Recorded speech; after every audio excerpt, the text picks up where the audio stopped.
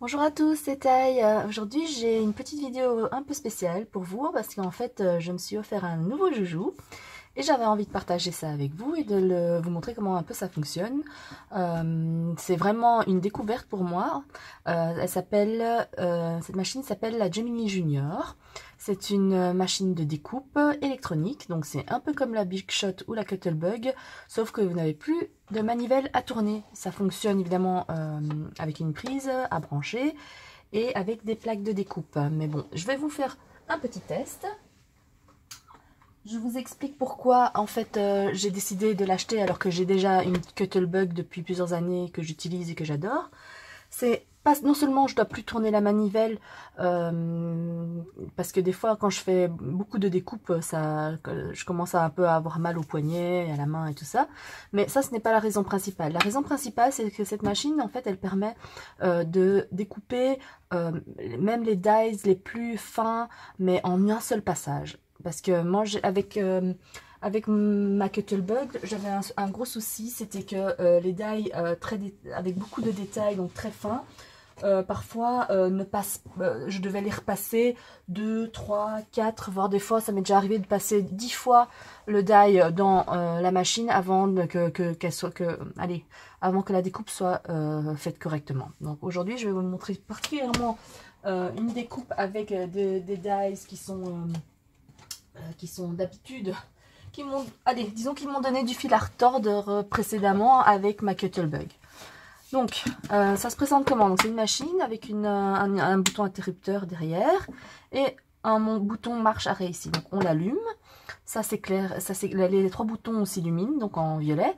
Et après, il ne faut plus rien faire en fait. C'est-à-dire qu'il n'y a plus de boutons à appuyer. Il faut juste passer les plaques dans la machine. Donc, je vous explique. Donc, il y a plusieurs plaques qui sont déjà fournies avec la machine, donc il ne faut rien acheter en plus. Et donc pour la plupart des dies, donc les dies fins comme ceci, donc ça c'est un die de chez Do It Yourself and Company, et ça c'est un die de chez Sakapo Scrap. Ce sont deux dies que j'aime beaucoup, mais qui à chaque fois me donnaient du mal, enfin sont difficiles à découper de façon correcte rapidement. Donc, comment faire? On prend une des deux plaques transparentes, la plaque plastique pas transparente, mais bon, on va dire translucide. Un tapis de découpe magnétique, ça c'est très pratique parce que ça permet de maintenir les dies en place. D'ailleurs, je vais vous montrer. Donc je mets celui-là et je vais mettre celui-là aussi. Mais donc ici, la différence, c'est qu'on met bien la partie qui coupe vers le haut. Ok, donc je mets là. Et vous voyez, une fois que c'est sur la plaque, eh ben, ça bouge plus. Hein. Voilà. Donc ça, c'est aussi un avantage. Je n'avais pas ça avec la Cuttlebug. Et donc, ça m'est déjà arrivé plusieurs fois d'avoir mes dies qui bougeaient en fait pendant la découpe. Et donc j'en ai abîmé plusieurs de mes dies parce qu'en fait les dies bougeaient pendant la découpe et donc je passais le die comme ça en fait superposé dans la machine et donc j'abîmais mes deux dies en fait. Et donc ici ça risque pas d'arriver vu que voilà ça bouge pas. Alors une fois que ça c'est en place, on prend un morceau de papier. Alors quel je vais prendre? Comme la machine est violette, on va prendre le même ton. Alors hop, ici je place dessus et je mets ma dernière plaque de coupe transparente par dessus et je n'ai plus qu'à, on va dire, l'enfourner si je peux dire dans la machine. Alors je vais déplacer un peu pour qu'elle ait bien la place, voilà, et j'enfourne. J'ai pas de bouton à appuyer, j'ai juste allumé la machine au début en appuyant sur le bouton de gauche.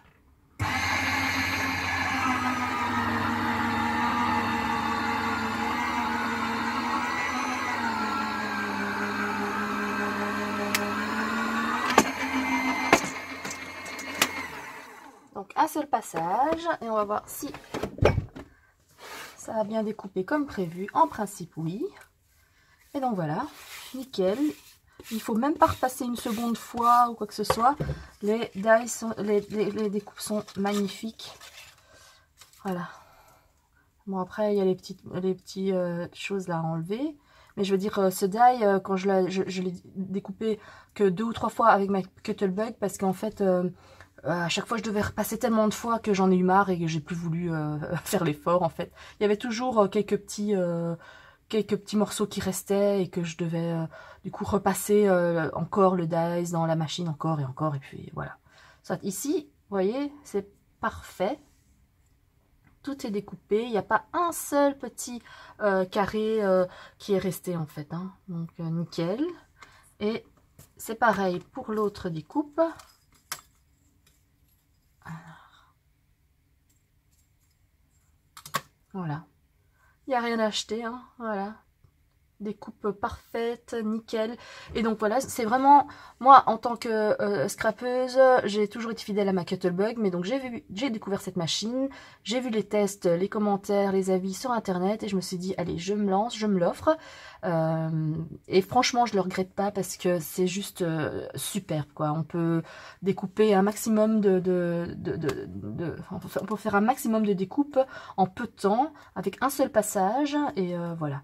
C'est juste une super découverte pour moi. Donc, je me suis amusée à faire tout un tas de découpes. Mais du coup, quand c'est des petits dies comme ça, je remplis ma feuille magnétique de dies. Je mets un papier par-dessus. Et donc, du coup, j'ai une dizaine de découpes par passage, quoi. C'est vraiment chouette. Donc, j'en ai plein ici. Je suis super contente. Donc, je ne peux que vous la recommander. Moi, je l'ai achetée sur Amazon. Je pense qu'elle est disponible sur plein d'autres boutiques en France et ailleurs. Mais donc, voilà, moi, la facilité pour moi, c'était Amazon. Je l'ai eu en 24 heures. Donc, voilà. Et donc, voilà, je voulais juste partager ça avec vous parce que c'est vraiment une super découverte. Vous pouvez également faire plein d'autres choses, hein. Je vais pas vous le montrer ici parce que je voudrais pas que cette vidéo dure 2 heures.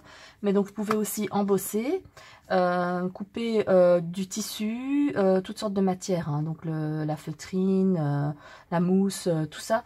Tout passe. Il suffit juste de bien lire les instructions qui sont dans le manuel fourni et afin de faire le sandwich correct. Mais bon, moi, ce que je coupe le plus souvent, c'est le papier. Et donc, c'est hyper facile parce que, voilà, il y a juste ces 4 plaques à superposer, voilà, avec le die et le papier entre ces deux-là.